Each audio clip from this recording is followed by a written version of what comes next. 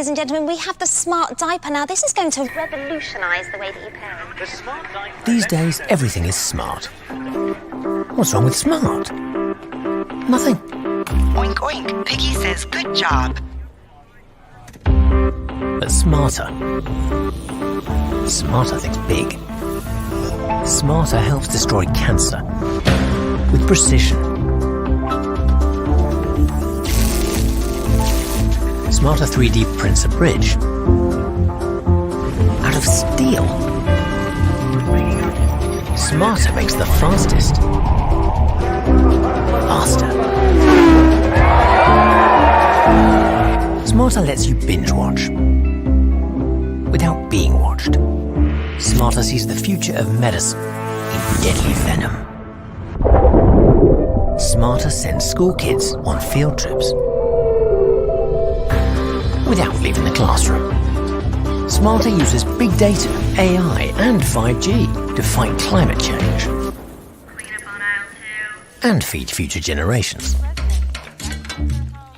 Because the toughest challenges demand smarter technology. Babies will love the smart diaper. And We do too. Take that, smart. Lenovo. Smarter technology for all. Online বিজনেসে মার্চেন্টদের fast এবং seamless ট্রানজ্যাকশনের জন্য প্রয়োজন একটি strong payment gateway যা secure payment collecting এবং sales profit tracking এ সাহায্য করবে। তাই টাইম সেভিং এর পাশাপাশি রিয়েল টাইম কাস্টমার এনগেজমেন্ট এবং পেমেন্ট সিকিউরিটি এনশিওর করতে আমারপে আপনার অনলাইন ব্যবসার জন্য বেস্ট সলিউশন। আমারপে বাংলাদেশ ব্যাংক স্বীকৃত পিএসও, যা একটি সেফ, ইউজার ফ্রেন্ডলি এবং রিলায়েবল পেমেন্ট সলিউশন। এখানে মার্চেন্ট একটি প্ল্যাটফর্ম থেকেই তার সকল কাস্টমারদের পেমেন্ট ভিউ এন্ড ম্যানেজের পাশাপাশি মাল্টিপল পেমেন্ট অপশনের সুবিধা পাচ্ছে। আমাদের ফিচার্সগুলোর মধ্যে রয়েছে custom invoice generator, social media চ্যানেলের মাধ্যমে ইনভয়েস লিঙ্ক শেয়ার করে পেমেন্ট গ্রহণ, easy payment integration plugin and API connection এবং প্রতিটি ট্রানজ্যাকশনের সাথে থাকছে ইমেল ও এসএমএস নোটিফিকেশনের সুবিধা। এছাড়াও চার্জ ব্যাক প্রিভেনশন থেকে শুরু করে ফ্রড ম্যানেজমেন্ট এবং ইএমআই এর ফ্যাসিলিটিস তো থাকছেই। তাই একটা strong back office system and 3 layer সিকিউরিটির মাধ্যমে যে কোনো অনলাইন বিজনেসের জন্য আমারপে পেমেন্ট গেটওয়ে হতে পারে আপনার পেমেন্ট কালেকশনের একটি নিরাপদ সমাধান।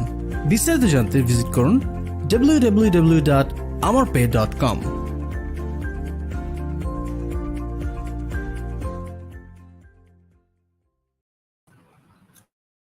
Yes, we're back.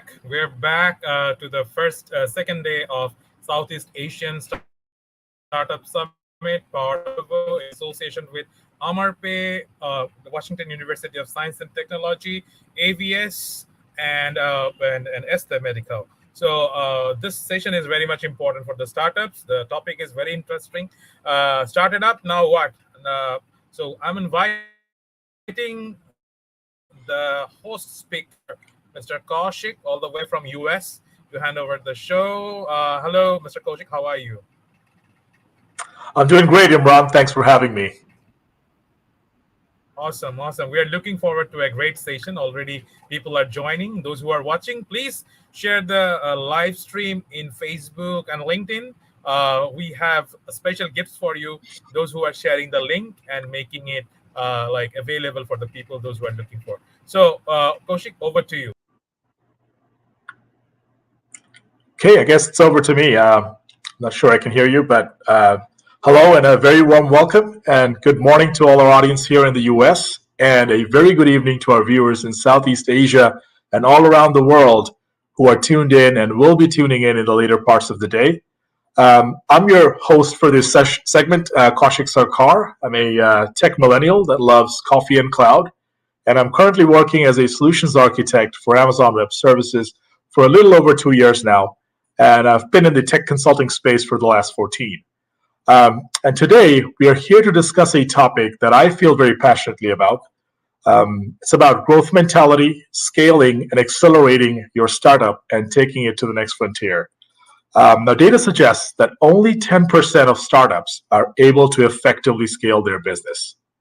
But here at Amazon Web Services, we see the transformations occur daily.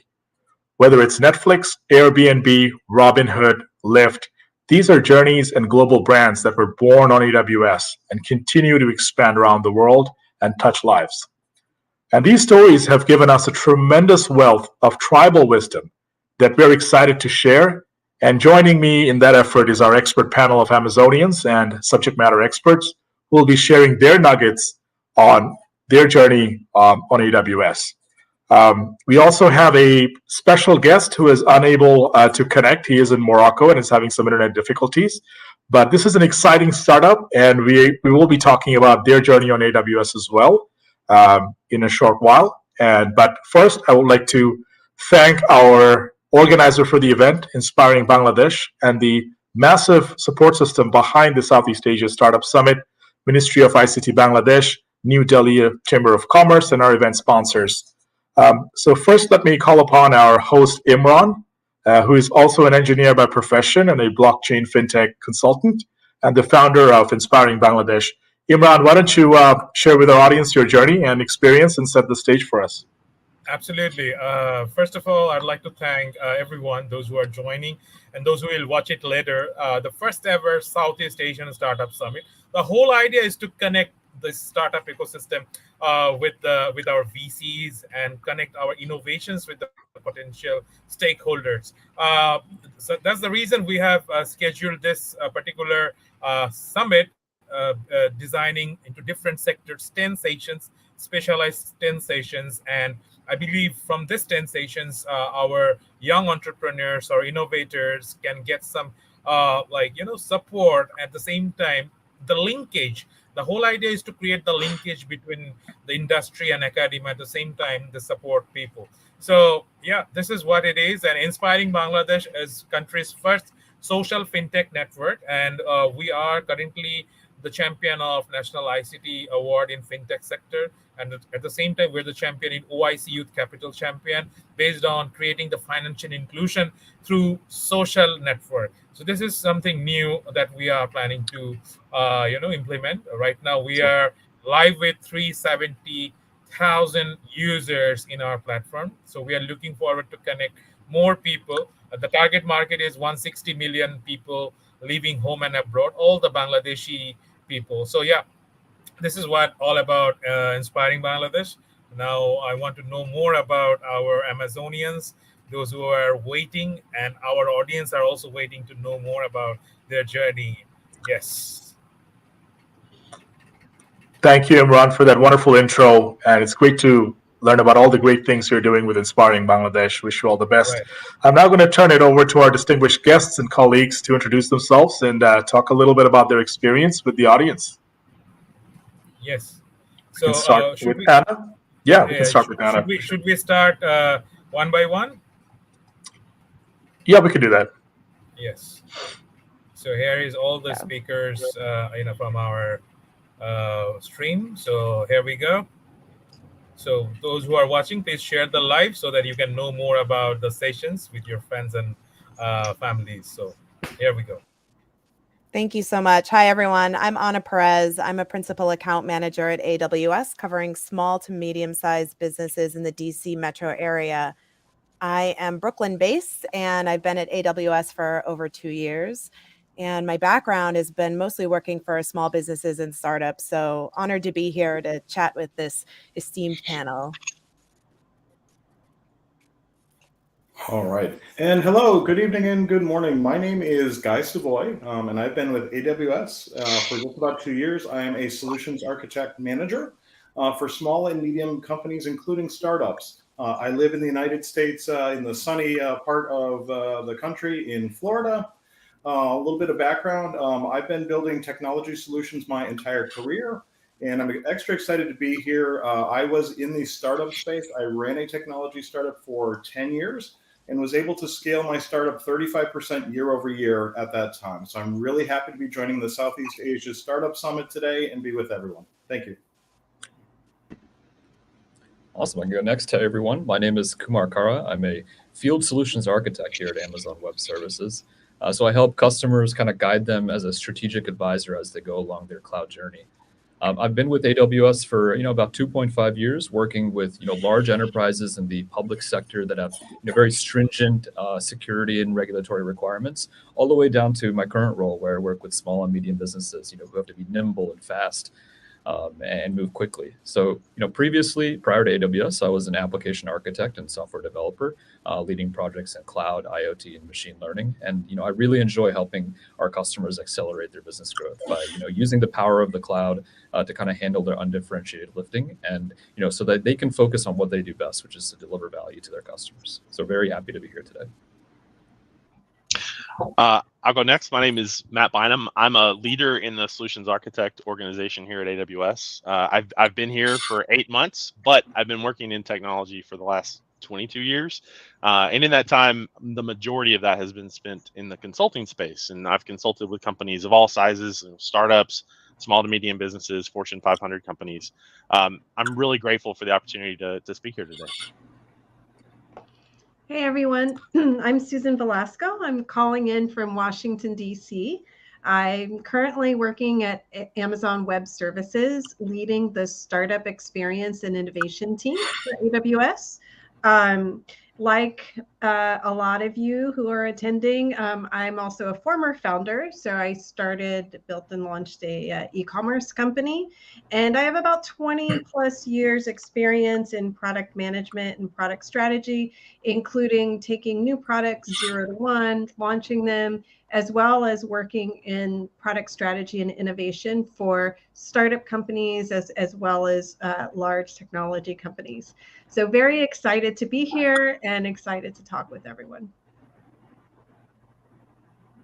Excellent. I think that's everyone. Thank you for introducing yourself to us.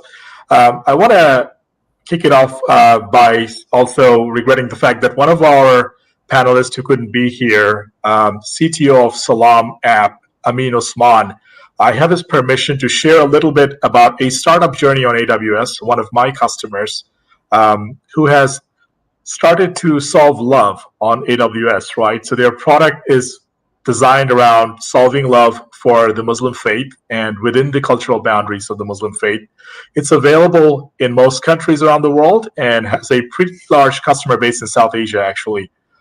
It was born on the cloud in 2015 and has grown to a subscriber base of 3.5 million since. The product has two main features. One is a matrimonial service for Muslims and a friendship section for Muslim community building. So we'll be talking a little bit about the uniqueness of the product as we further the discussion today. But I wanted to take this opportunity to also introduce our audience about the app of Salam. So Salam is the name of the app. It was formerly called Minder. Please keep an eye out for that app and download it.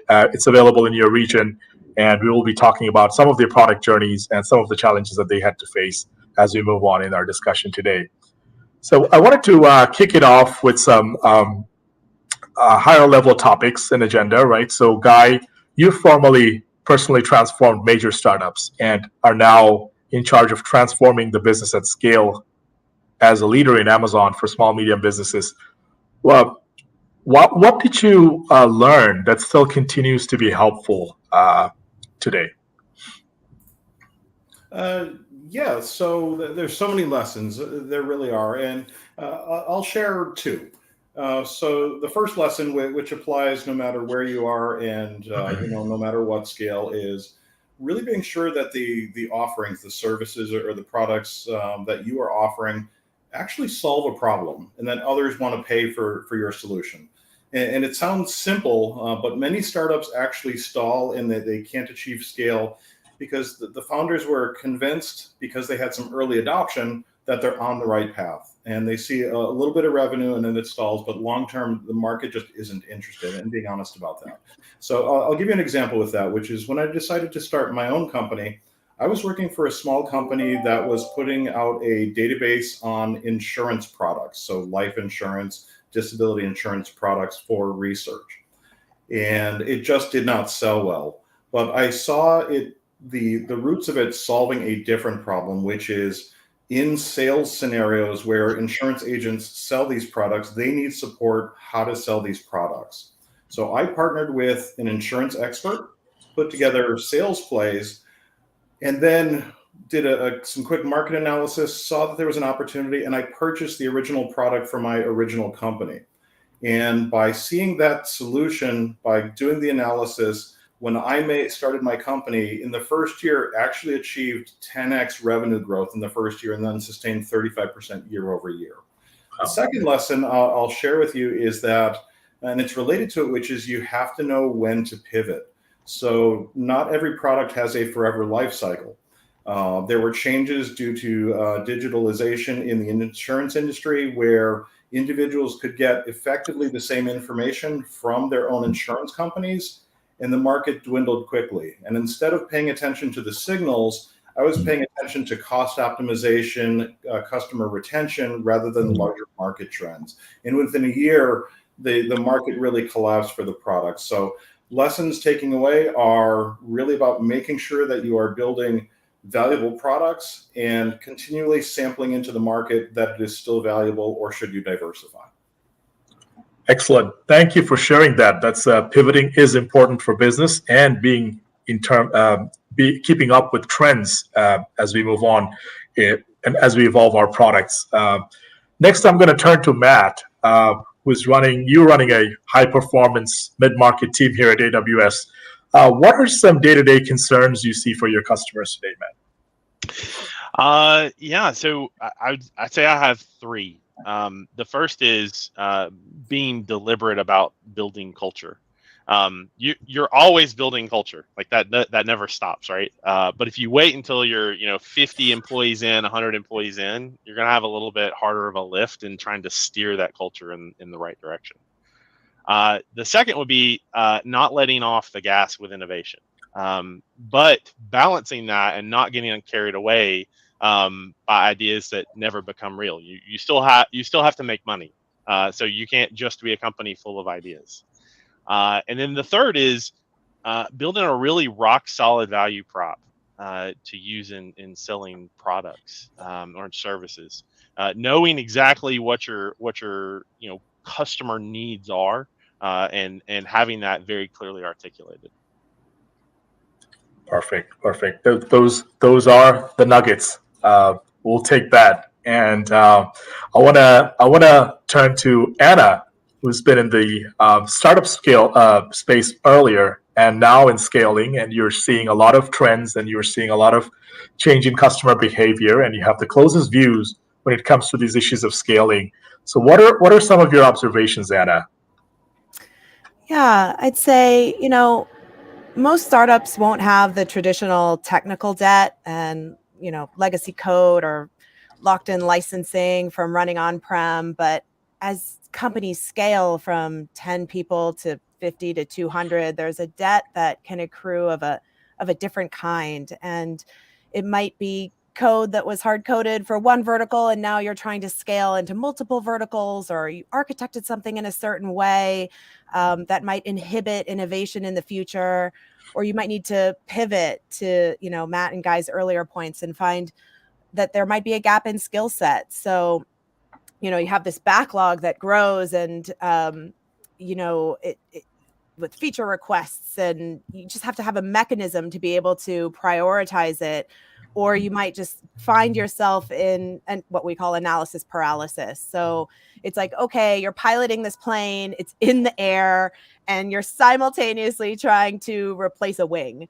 So two common challenges I find is, one, just around timing, how to determine what to build and when to build it. And so first, it's like, okay, you have to tie it back to a business outcome, a measurable KPI. So we know if we're ultimately achieving what we set out to achieve. It really goes back to Guy's story. And does it align with your top overarching goals? And then second, and this is to kind of double click on what Matt said, do you have an ingrained mechanism to make quick decisions and fail fast? And, do you have a way to prioritize those initiatives based on business outcome and technical complexity? Because otherwise you get stuck in this, tunnel vision where you can't see the forest through the trees. And I've seen companies plateau. They might have relative success with a certain amount of customers, and they might focus on just being super sticky in this one niche, and they become a bit more reactive or hyper focused on maintaining market share, and they lose sight of larger industry trends that, are potential opportunities to gain market share and diversify revenue. So you have to be able to, like Matt said, be pivot masters and just remain flexible and make fast decisions. At Amazon, our former CEO, Jeff Bezos, described it as a two-way door decision where, there are decisions that are one-way doors that, you sign a lease for a new office or something, you have to be kind of sure about that. But there are decisions where you can walk through the door, and if it's not the right decision, just walk right out. And, introducing new features to customers, offering services, just invite you to think of these as two-way door decisions. They might feel like one-way door decisions, but oftentimes they can be reversed. And that's important because, we want to be able to have enough information to make those decisions quickly to foster that innovation. That's brilliant. Thank you. Those are some real world challenges that you're facing every day. And I know the tech debt problem all too well because I'm part of it and helping solve some of those for our customers on a daily basis. You're right. The balance between innovation and budget and also the other constraints makes the scaling and the SMB space more interesting because you're working within limited resources, right? Great observations, Anna. I'm going to turn to Susan, who heads our startup experience and innovation team here at AWS. You've co-founded an e-commerce startup, Susan. What are some of the most important elements of product strategy to communicate out as a product, as team scale? Yeah, thank you. That's a great question. So in the early days of a startup, a lot of times you have very small teams, and it could even be just the founders who are really heavily focused on building out the product and making all of the product decisions. And as you're starting to scale, you're looking to bring on more and more people who can start to make some of those decisions for you. And as you do that, you want to make sure that you have elements in place that can help to drive some of those decisions so that you know that the product is being developed in your vision, right? Based on what's important for you as a company, what's important for your overall company goals, and where you want that product to go. And so there's two really key things to have in place. The first one is the product vision, and the second one is principles. So if you think about the vision, this is really where you see the product in the next 3 to 5 years, and it's the North Star of where that product's going to go. And it's okay to think really big. You may have an initial proof of concept, or you may have like an initial version of the product, but where do you see that product in the market? Where do you see it going in the next few years? And developing that vision is something that you can really get the team to rally around. So if you think about Amazon, I'm not sure if everyone is familiar with Kindle, but Kindle is the e-reader where people can download books and read them. And the initial vision for Kindle at Amazon was every book should be available within 60 seconds to any device, right? And obviously, when Kindle first started and the first release of it was nowhere near that easy or as quick. But that's where the product was going. And so every person who came in to work on the Kindle knew that that was the guiding vision, and every decision needed to support that. The second piece that's really important is product principles. And these are really your guardrails. So as people are thinking about decisions, how do you want to define and give people guidance in terms of the trade-offs to make? For example, are you going to prioritize user experience, or are you going to prioritize speed, or is it something else? And I'll give you an example of that. Here at Amazon, we have a version of this. It's called tenants. So every product that we create, one of the first things we do is we create the product tenants. And if you're familiar with Alexa, where it's the voice activated system where you can ask it to do things like play music and ask questions and things like that. One thing you might notice is that the Alexa voice that responds to you is always extremely polite. And that's not by accident. Having Alexa be polite is actually one of the guiding principles or tenets here at Amazon. And so any decision that's made, you have to make sure that it aligns with those tenets. So those are the two key things, product vision and product principles. And some of the most successful startups that I've worked with, the way that they've been able to really infuse those in those teams is by not just talking about it once, but either making sure that the teams are aware of it and constantly reiterating it, right? And so that could be through, if you're in an office location, printing it out so that people can see it every day, so they can view it every day as they're making decisions and they're working. Or if you're in a virtual location, putting it in some place that is highly visible for your team and constantly talking about it during every all hands meeting, during every discussion, like really referencing back to those product principles and the product vision. Wow, thanks for sharing that. I was wondering, every time I go to the office and there are stickers around the elevator, and now it's all starting to make sense, and it's all part of the product to vision alignment. And anytime we also have internal meetings, this comes up a lot too. So yes, that's an excellent point. Driving innovation and driving vision by these constant repetitive reminder of what the initial vision was, what is that culture we're trying to set, and then use those tenets into your product and get your team on board. Excellent. Thank you for sharing that, Susan. Yeah. I'm going to now turn over to another topic, and I'm now going to turn to Kumar, who has previously served as a DevOps lead, but in Amazon, you've served in the public sector, where you've dealt with some sensitive, high-trust government customers and are still continuing to lead that momentum. So why should startups care about security and compliance? Because they're working on a nimble budget. Why is it still important for them to worry about those things? Yeah, absolutely. That's a great question, Kawshik. And I know at a startup, right, security is not the most popular topic, right? Especially at a startup. When you have limited constraints and you're trying to move really fast, security is, not the one that always gets brought up first. But when I think about a startup and why they should care about security, really three main things come to mind for me.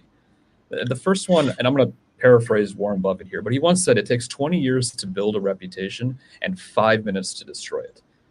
And I think that's just as important, if not more important, for a company, right? One leak, one data breach, one compromised attack can destroy a trust in a product, a brand, and a company. And for a small startup, that is nearly unrecoverable. So it's extremely important to be able to maintain that customer trust and not expose your business to that type of risk. The second reason I think that's, startups should think about security early is that, security is hard to do retroactively. A lot of times you might say, hey, let me build the feature today, and then, 6 months from now or a year from now, when I have more funding or more growth, then I'm going to go back and I'm going to fix all my security challenges. And to be honest with you, working with a lot of small companies, in my career, I say that's kind of a fantasy. It's really, looking back and saying, I'm going to push security to next year to, a few sprints down the line. That creates that technical debt that, other panelists have been talking about. And that becomes very expensive and difficult to fix. You're kind of writing a check that, you can't cash. And so keeping security in lockstep with your application development early on allows you to make sure that you maintain that security posture quickly, maintain that customer trust, and not delay, expensive rewrites and expensive re-architectures down the line. And then finally, the third reason, that I think, startups should look at security, and it's kind of a flip side, is that security, can actually unlock new revenue streams. Security is not always a cost, but it can be looked at as a feature, as an opportunity, especially when you want to work with larger companies. If you're a B2B company, for example, many large companies and require their vendors to maintain compliance standards like SOC, HIPAA, GDPR. And so actually in this kind of climate today, having a strong security posture can be looked as a feature and a marketing point for when you actually try to close those larger deals. So three reasons: build and maintain customer trust. Starting early, security becomes expensive the more you wait. And then finally, security actually unlocks opportunity for your customer and for your company to grow.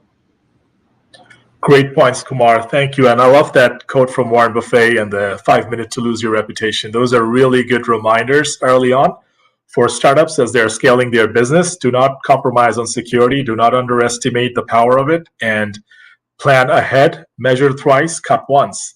Now I'm going to move on and talk a little bit about some of the other kind of challenges that startups face, right, as they're growing their businesses. One to do with culture and balancing culture and innovation.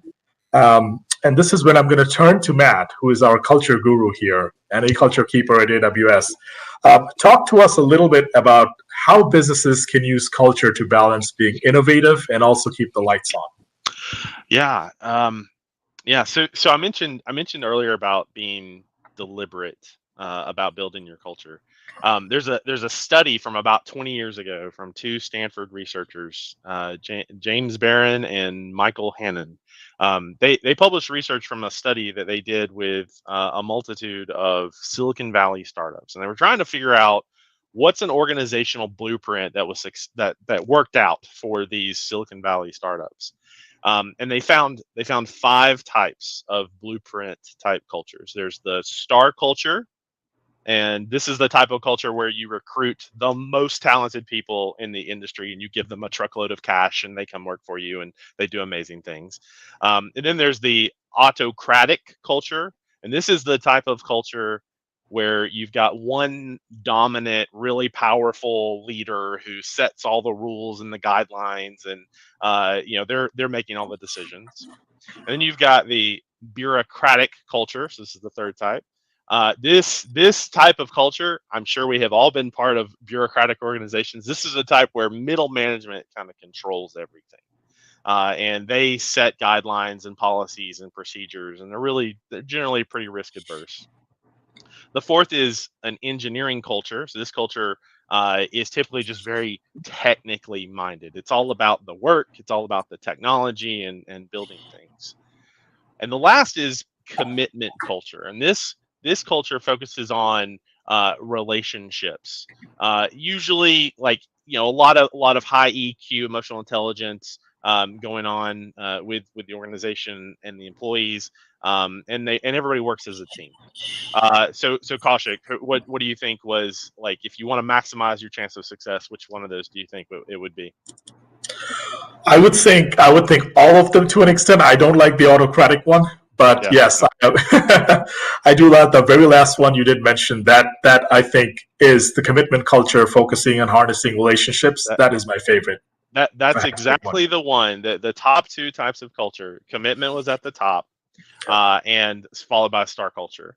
And then after that, bureaucratic, interestingly enough, was next, because again, just keeping a business alive and avoiding risk is very important. Then engineering, and by far the worst, the one most likely to fail, was the autocratic. My takeaway from that study has always been that the type of culture you build, the type of people you hire, and what you're doing, has just an outsized impact on the success of your venture. So let's talk. So that's culture. Let's talk about the innovation side. How do you balance that being innovative and running the business? So a British researcher, his name's Simon Wardley. He came up with a way of looking at innovation, and I've loved this, called pioneers, settlers, and town planners. So the pioneers are those folks that venture into uncharted territory. They're doing super innovative things, hasn't been done before. They're very bold, very, very risk oriented, and they just don't have any fear of failing. I'm sure a lot of our folks on here who are started up their businesses, you identify with that, right? And hats off to you, because that is a special type of person. Then you have the settlers who they take the inspired ideas that the pioneers came up with, they flesh those out, and they make them a reality. They're looking at current trends, they're trying to improve on products and services, and ultimately trying to make the things that the pioneers came up with very profitable. Then you have the town planners, are the ones that come along and want to ramp up what has been done before. They want to scale things. And I think, like, the best way of looking at this would be probably an analogy. Like, if you think about computing back in the day, like when businesses first started getting a computer in the office and oh, we have, look, this word processor is so exciting. It was very innovative at the time. And then, IT, on-prem IT with servers and storage, like that was the settlers coming in and like, hey, how can we make some money with this? How can we do more? And then town planners, that could be like cloud providers like AWS, right? We're taking that and scaling that even further and making it even easier, right? And the key with this cycle is that like once you get to the town planning stage, you can take those things and build even all new things, right? Like AWS, we allow or set up startups for success because you don't have to worry about provisioning hardware and buying all of that, right? Like you can go spin up an entire experiment like instantly. So all businesses can benefit from this mental model, the pioneer, settler, town planner. Definitely startups, right? Because you've got to figure out when you're going to transition from your idea being a pioneer kind of idea to settler idea to when do you bring in the town planners. If you do it too early, you might find that your product or service hasn't been well proven in the market. Maybe you don't have a solid product market fit. If you do it too late, you might find that competitors come along and steal your idea and scale before you have the chance. So let's tie that back to culture now. So if your culture is the bureaucratic culture blueprint, you might find that your middle managers try to go into that town planning mode a little too soon, or they shut down ideas that the pioneers have. If your culture is autocratic, the success of innovation will be largely based on whether your leader is a pioneer, a settler, or a town planner. If your culture is going around engineering, you probably will attract a lot of settlers and maybe some town planners, but you might be a little light on the pioneers. And I think this is why STAR and commitment cultures really shine, because it gives you a way to balance your team across pioneers, settlers, and town planners. And last thought, and then I'll shut up. I've talked a lot about innovation in the context of people and culture, but let's talk about innovation and offerings. There's an amazing book called Loon Shots by author, scientist, and executive Safi Bakal. And in Loon Shots, he lays out two models for thinking about products or services. One is franchises, and the other is the title of the book, Loon Shots. Franchises are those offerings that are safe. They're not very risky. You'll make money on them. They'll have some level of success. And those are the type of safe product ideas that the middle manager or frontline worker will probably propose because they don't really want to stick their neck out on the line. They don't want to face failure. Contrast that with Loon Shots, where they're really moonshot ideas that are just inherently risky. That's, to be honest, they're likely to fail. You'll have a lot of Loon Shots. And they could damage the reputation and career of someone that suggests it.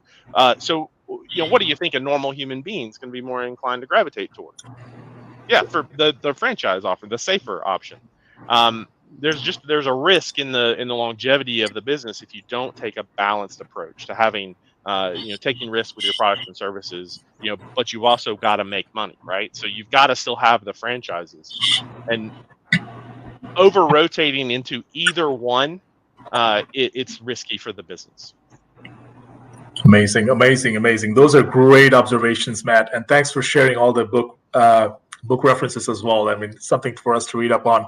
For our audience here, Matt probably reads 60 plus books. You've already crossed that 60 limit this year. So if you ever need a reference, that's my go-to guy. Ask Matt. So other than that, some really key points highlighted. You could have the best product market fit, you could have the best time product, but if the cultural match is not there, that could somehow inhibit innovation internally. So make sure that you juggle both balls and give them the right amount of attention. Now I'm going to turn to somebody who sees all these cultural aspects affect business very closely, and that's you, Anna. You see the cultural aspects of scaling, and you see some of those challenges within your customers and outside. What do you think would be helpful for companies to adopt when dealing with these kind of challenges? Sure. Just side note, Matt, I loved that blueprint study. Really fascinating. And, when it comes to culture, whether you're the commitment culture or STAR culture or bureaucratic culture. Like each company is different and everyone has their own secret sauce to foster scale. And that should look different for every company, you know? And also going back to what was previously spoken about as well, like what are your tenets? What are your principles? What's your vision? What's your mission? I liked what Susan said about the North Star and constantly referring back to it. Amazon has leadership principles. That's embedded in what we do to make high quality, fast decisions. And like I said, your company will have something different. And so 2 thoughts around this, to your point about, you know, cultural aspects for adoption and scale. First is, as you scale, there will come a time when you just can't be in the room for every important decision. And in order to delegate that, you have to have that shared vision that allows your team to go back and experiment frequently. And because like our current CEO likes to say, speed matters in business. So which is not to be confused with policies, because if you put a bunch of policies in place, that actually slows down decision making. And don't get me wrong, policies are wonderful and necessary and important for security, and ideally should be automated because machines are better at policies than humans are. And then my second thought here is around just my observations on culture really coming down to the people that make up the company. So just, investing in your people and offering career paths and training and just creating that sense of purpose. I've heard things like, if I train my employees, then maybe they'll leave and I already have a retention issue, when in reality, the main reason people leave is because they don't grow and advance in their roles.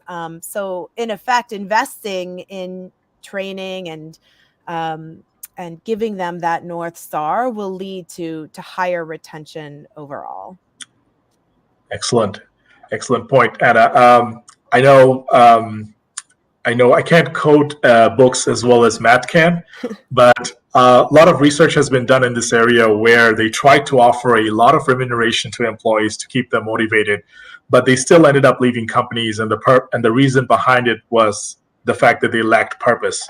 So when they were interviewed later on, it was found out that it was a lack of purpose that actually got them demotivated and move on to other positions, which offered them purpose, perhaps at the similar or lesser pay, but they were happy to make that transition and take that leap because it offered them that purpose. So great point, Anna.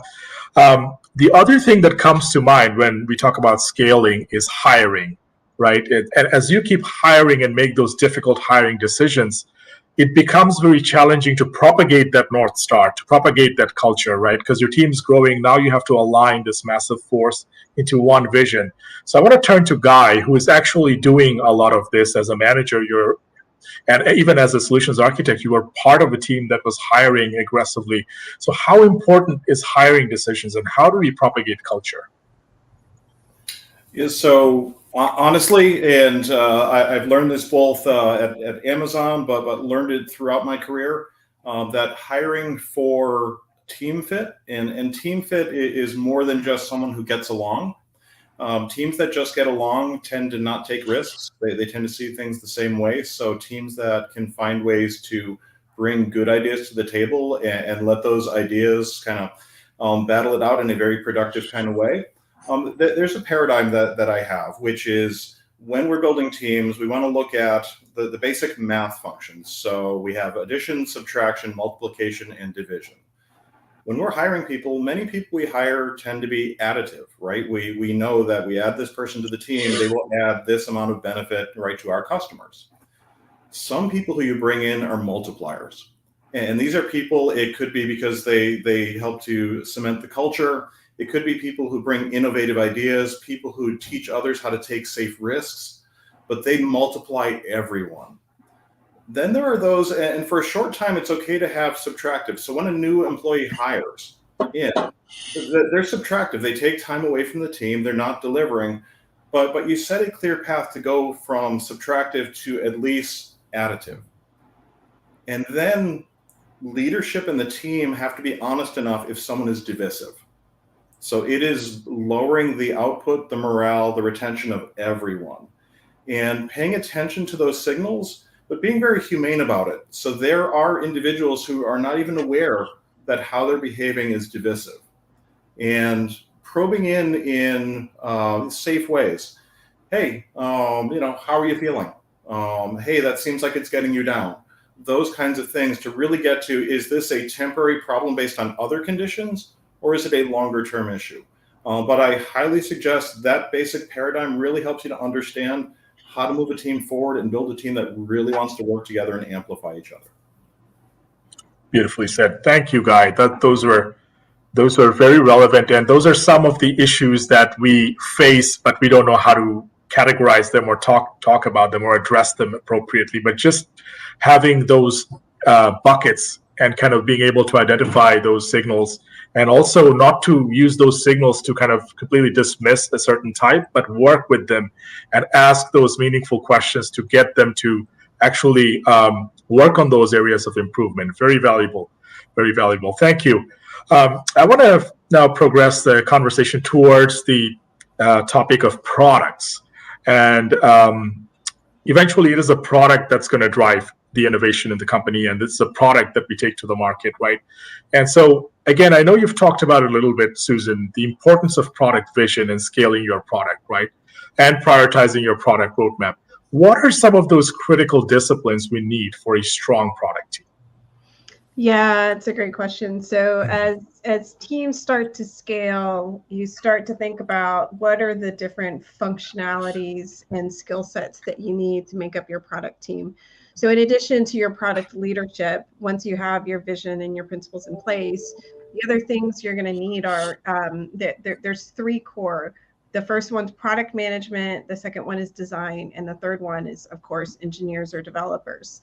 So with product managers, these are the folks that are really determining what needs to be built, creating the roadmap, and then deciding how you're going to prioritize your development, right?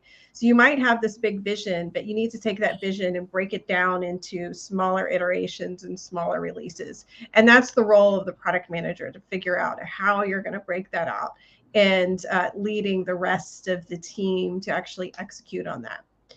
And then the second one is design. So design can go by a lot of different names. You have your traditional designers, but what the most important is really your UX designer, the interaction designer, to figure out how you're going to, let's say you have a specific product that's a B2B, SaaS product, and it's meant for salespeople to improve their sales processes. Well, how are those salespeople going to interact with it? And what's going to make it really easy for them to use the product? And how are you going to structure the product in such a way that it actually improves their overall experience, right? And is it more difficult for them to use? And so that's what the UX designer or the interaction designer would actually do. Is if you think about, building a house, that designer is really sort of the architect to figure out how everything gets put together. And then obviously you have your engineers, your developers that are going to turn that vision into reality. And those three functions will generally work together in a pod.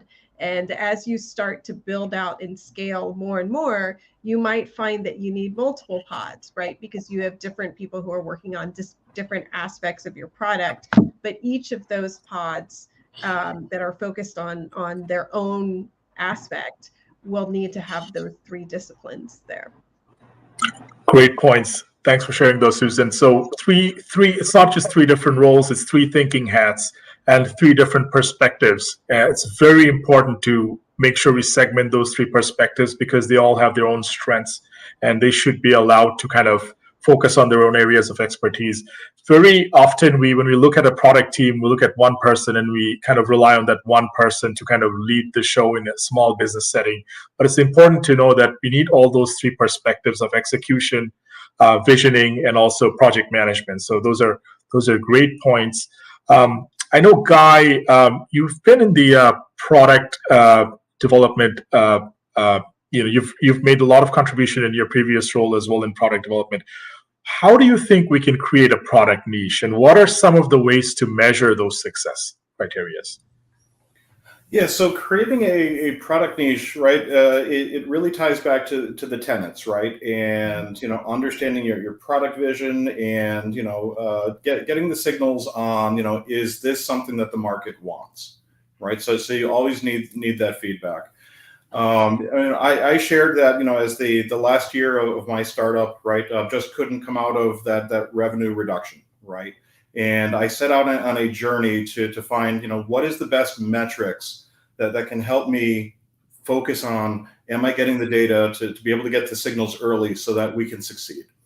And I actually found it a few years ago that Jeff Sutherland and Scott Downey, Sutherland was one of the founders of Scrum, published a paper which was hyper-productive Scrum teams, basically agile at fighter jet. And they found that certain teams were measuring things certain ways and acting on it that saw a consistent 300 to 400% increase. And what I started doing is applying that not just to software development, but to business. What are the activities that we're doing that we need to measure that can tell us, are we missing the mark? And the most effective metric is called success at scale. So there's different things you do in software development, and you measure them based on the scale of them. For the course of an organization, a startup, there's probably 100 things you need to focus on to succeed. And what I did is take 3. So let's take revenue growth as an example, which is set a measure of what does just good enough look like? Set another measure of what would really well look like, and then what's the moonshot on that? And over the course of every year, you should be doing activities to support all of those, because if you're not, you're missing an opportunity to reduce risk by going after some of those bigger bets in there. Take and measure the success. I had an effort in revenue growth by doing a mass marketing campaign. How are my mass marketing campaigns doing at success at scale? Within that short scale, how are we doing? What are we doing on the medium term? So we're doing company events, we're doing annual events for customers. Are they attending? Are we engaging in the way we want to? And then the hypergrowth. We've made plays into adjacent markets that could have higher revenue growth. Measure those. And don't just look at each individual campaign, but look at the strategies. And where are we seeing that we have problems? So if we're having problems, if we're doing well in short term and long term, why are we having limits in that midterm, that annual goal? And focus on then tuning that. What are we seeing? What is the market not telling us? What do we need to bring to the market to change that? So highly recommend, if you haven't seen, it's hyperproductive Scrum metrics. Those metrics can be applied to business, and they allow you within 6 to 12 weeks to identify problems before they put your company's existence at risk. Great points. Thanks for sharing that. Hyper-productive Scrum matrix. Often we see companies go into initiatives mode when they're taking a lot of initiatives one after another, but not really recapping that and kind of looking at the matrix and kind of seeing which initiative was successful, and just do that very intentionally and bake that into almost kind of create a muscle around tracking those metrics before making a decision on whether to repeat that motion once again or not, and just be doing it very intentionally is absolutely key to success. I wanted to share some anecdotes that I've heard from one of my customers who was supposed to be here, and once again, regretfully couldn't attend because of internet challenges. So Amin was sharing a unique problem that Salam, the dating app, was facing as they were entering different markets, right? So although this is a Muslim dating app, but they are kind of global in the sense that they are in Africa, they're in Southeast Asia, and every time they entered a territory, they would have a special feature request. They would have a special, unique requirement that's very deeply ingrained into their culture. So one of the examples that he shared with me was having the blur effect and the ambiguity of on the profile of the candidate, right? So whenever they had a dating profile, they would need to maybe blur the picture by 10% in certain demographics because it was more respectful towards that customer. So they had to add that feature. But how did they know that that was a requirement? right? So they did put all these kind of mechanisms in place. They had customer outreaches, which they did they ran periodic surveys to make sure that the customers were being heard. And they also hired boots on the ground, who were people who were living and breathing in that territory, who would also educate them on what's culturally normal and was part of their product design team. So those two stories I thought was really insightful in their journey, and helped them really get well adopted within those market niches, which was initially becoming a challenge because this is a Western cultural concept of using dating apps that we are kind of exporting to all around the world. So to drive adoption, you have to be very mindful and intentional, and also track those metrics by running these kind of surveys and being very data driven in your approach. I want to turn to Matt real quick and see what are some approaches and ideas that small businesses can take in order to sell their products and services. Yeah, so this is a tough one. There's no one way to take your product to market, but I will say I think it starts with being obsessed with your customer. I really, really love what Amazon actually has done around customer obsession. It is one of the reasons that I was very drawn to this company in the first place. And we have a leadership principle dedicated to this idea. If you've never looked up the Amazon leadership principles, I highly recommend you do that. We have 16 of them. This is one of them. I'm going to read it for you because I think it really this is going to kind of set the stage for my thought. And so this principle says leaders start with the customer and work backwards. They work vigorously to earn and keep customer trust. Although leaders pay attention to competitors, they obsess over customers. Now, a great way to dive into customer obsession is to map out how your product or service fits to the needs of your customer. And those needs can be broken down into two categories. Your customer has pain, and they need some relief from that pain. So how does your product or service relieve that pain? Your customer has something they want to gain for themselves, their families, their careers, their employers. How can your product or service help them gain what they need or want? And I think when you have a crystal clear understanding of your customers' pains and gains, the job of selling your product and services becomes a lot easier. There's a great book from Wiley Press called Value Map or Value Proposition Design. That's what it is, Value Proposition Design, and it actually has a canvas template for you to use to do this very mapping. And so I've used this in multiple contexts over the years. It's fantastic. It ends up with a resulting kind of template for how you can articulate how your product or service maps up. And so highly recommend that book. I think it's very helpful, very beneficial for anyone trying to start with that value proposition. Excellent value proposition, and to your point, just being very methodical about it and making sure that the team is also aligned with some of the ideas that you're kind of bringing forward. I want to investigate a little bit on, and I use the word investigate very cautiously, but what I want to understand is, why is cloud computing a de facto choice for most startups?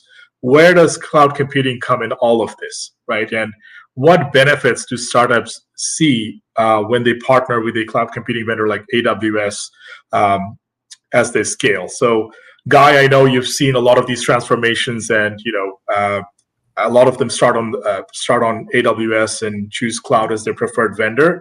But what benefits do you think cloud computing brings when they're in the hyper growth or scaling mode? Yeah, thanks, Kawshik. And it's actually interesting that most small and medium-sized businesses, unless they start with a digital offering, actually start not in the cloud, right? But what I would share, and kind of the hidden secret, but businesses are learning this, which is the cloud has really reached a point of maturity that a large number of either digitally enabled startups or that have digital delivery mechanisms, you can build your entire product, you can build your entire business around the cloud. At AWS, Amazon Web Services, for an example, we offer hundreds of valuable advanced services, and you can consume them on an hourly basis. And so think about the democratizing power of that, right? For any startup builder, right? Which is you have direct access to the exact same features as the largest global companies that are operating and just building massive revenue across the planet, and you can access those on an hourly basis to build your solutions, right? Now with that, there's a counter to that, right? Which is many small businesses, starting businesses. We talked about security, right? So Kumar talked about, kind of pulling security, pull it to the left, pull it to the beginning. And cost control is something that small businesses and startups really have to get focused about. So, if you start with a small server or running on a desktop computer somewhere or a notebook computer, right, you've got a fixed cost. That's great. And if it breaks, you got to buy a new one. But if you turn on a lot of things in the cloud and don't turn them off, it gets expensive. So understanding, how am I going to price my product? How am I going to take control of costs? How am I going to take advantage of the agility of the cloud to just consume what I need versus accidentally leaving things on is a key. Personally, if I were building a new startup and I hadn't started yet, I would actually choose a problem space that was 100% cloud compatible. And the reason being, there's no effective limit for scale. So 3, 5, 8 years from now, I will never be concerned about scale because there's no effective scale limits in the cloud. Additionally, the cloud continues to offer new and innovative features, month after month, year over year. The pace is quickening. And in 5 years, if I had to build those because I didn't start in the cloud, I'd be behind and still would take years to catch up. So taking advantage of the cloud, taking advantage of the innovation in the cloud, and how do I pull those innovations into my business model are the key. So yeah, the cloud is a great choice, and really encourage startups to really be suspicious about signing leases, right? Or buying hardware. And does that provide you the scale? There are some cases where it would, where it's appropriate for your scale or your use cases. But the cloud, I think, is where more and more startups are going to start. Great points. Thanks, Guy. Another story that I heard from Amin as I was kind of interviewing him yesterday, who again, couldn't make it because of internet connection problems. But one of the issues that he was highlighting to me, what made AWS their de facto choice was agility, right? So this is a self-funded startup where every dollar saved in infrastructure would be recycled to innovation and product marketing. And so that was one of the key areas where, going with AWS, to your point, they had almost the same strength as their next biggest competitor, or the biggest competitor in the market, because we've kind of democratized the platform for everybody's use, and everybody has the same access to services as the next vendor without shredding a lot of their budget on infrastructural spendings. So this is where one of the areas where Salam was able to go global and really be nimble in their approach and be very intentional with every dollar spent. So that's another testament to the fact that agility matters when you're growing your business, right? And having a solid cloud providers who will get you there is the most important asset you can ask for. I also want to talk about the advantages in security when you are on the cloud, right? The benefit of having a security partner that will shoulder with you and kind of offload some of those risks. So I want to turn to Kumar here and maybe see what you're seeing, Kumar, in your customer space, as they are kind of juggling between security and compliance, and how is partnering with cloud helping them in those initiatives? Yeah, absolutely. Thank you, Kawshik. And as you mentioned, agility and scale matters. And as Guy said, with cloud, you have access to some of the features that largest corporations in the world use. But with that, you also have access to some of the security best practices that some of the largest corporations in the entire world use. And at AWS, we often say, security is job zero for us. And what that means is security is our most important priority, because we recognize, without a primary focus on security, we'd lose customer trust. And without customer trust, we have no business, right? So what that really translates to is a set of cloud services and a cloud platform that meets the highest of industry standards. And, it's verified by multiple third-party, agencies. You can go to our website and you can see a list of all our certifications, that our security services hit. But also kind of like Anna said, you can't slow down the decision making of a startup company. You want to automate as much as possible. And so what startups can leverage with the cloud is a very strong platform that gets them, really close to the top when it comes to security, right? And one of the things we talk about at AWS is a shared responsibility model with security, where we handle the security of like that infrastructure, the facility, the physical, servers and the kind of virtualization layer, as well as our managed, platform. And customers kind of focus on what they build on top. They use those building blocks. They build, their applications on top, and that's kind of where they focus on security. So the amount of focus, the amount of effort that you need to put on security when you use cloud kind of reduces to just the piece that you're making that's custom and that differentiates your product. So as a startup company, you can, focus on those areas, and you don't need to worry about, hey, is my facility secure? Do I have guards watching it 24/7? AWS handles all of that for you, and you can focus on just the security of the pieces that you're kind of implementing yourself, and that just makes your app, your company agile, and it helps you kind of get off the ground fast, but still maintains that security posture, so you get all those benefits that we talked about earlier. Great points, Kumar. So basically, how can you turn the conversation from security could be your weakness to security is my strength, and just kind of leading with that and having AWS as your partner and a cloud provider who has already got these security compliances in place for you to succeed kind of makes security your strength as you're kind of approaching your market and approaching your customers. Great points, Kumar, and thanks for sharing those. Now, I want to be mindful of time. We're at the top of the hour mark, and while this was great, but all great things must come to an end. And I hope this was a great learning opportunity for our audience. And thank you, panelists, for taking the time off your really busy calendar and making the time for our audience here today. With that said, I wanted to thank everyone for joining who are dialing in and attending. And I want to thank our organizers and turn it over to Imran to basically play us off.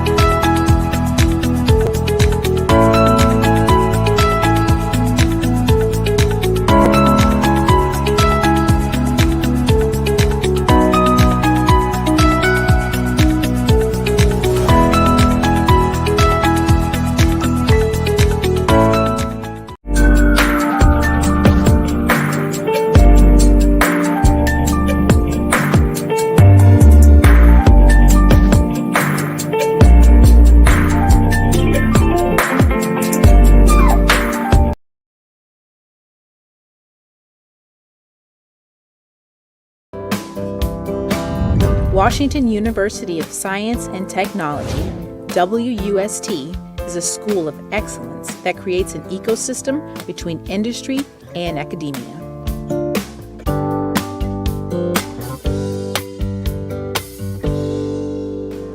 Established in 2008 in Virginia, USA, WUST has been educating students from 121 countries and permanent residents.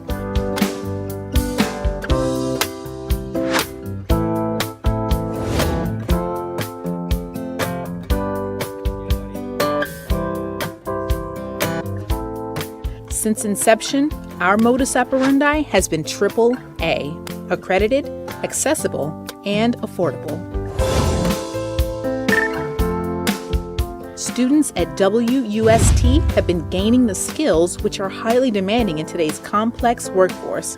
Hence, we create a replica of the work environment in the classroom settings. WUST is currently led by engineer Abubakar Hanif, a Bangladeshi-American entrepreneur who is the chairman and CEO, and Dr. Hassan Karabuk, a proven university administrator, is the current president. WUST is certified to operate by Chevron, Virginia, accredited by ACCSC, approved to offer GI Bill educational benefits by the Virginia State Approving Agency, and approved by the U.S. Department of Education to offer federal student aid for those students who qualify.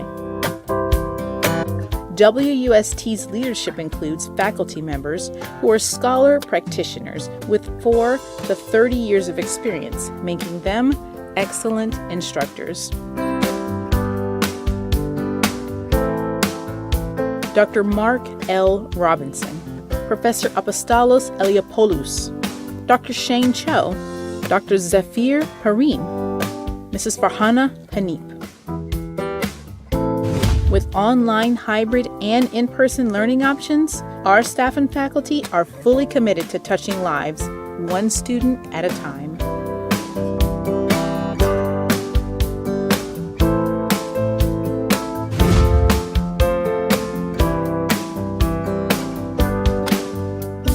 WUST offers degrees, skills, certificates, and career assistance until every graduate lands a job.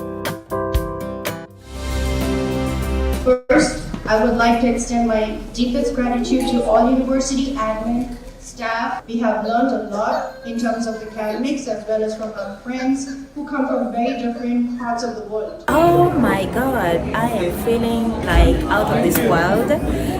This was a day that I was really hoping for. After a while, I fall in love in this university. It was amazing, like experiment in the university. I've learned a lot of, in these 2 years, it was a good experience. Study at WUST and shape your future.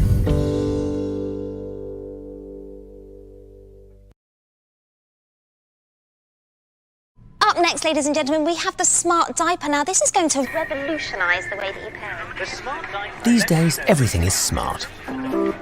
What's wrong with smart? Nothing. Oink oink, Piggy says good job. But smarter. Smarter thinks big. Smarter helps destroy cancer with precision. Smarter 3D prints a bridge out of steel. Smarter makes the fastest faster. Smarter lets you binge watch without being watched. Smarter sees the future of medicine in deadly venom. Smarter sends school kids on field trips without leaving the classroom.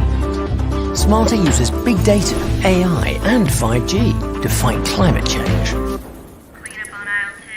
and feed future generations. Because the toughest challenges demand smarter technology. Babies will love the smart diaper. And we do too. Take that, smart. Lenovo. Smarter technology for all.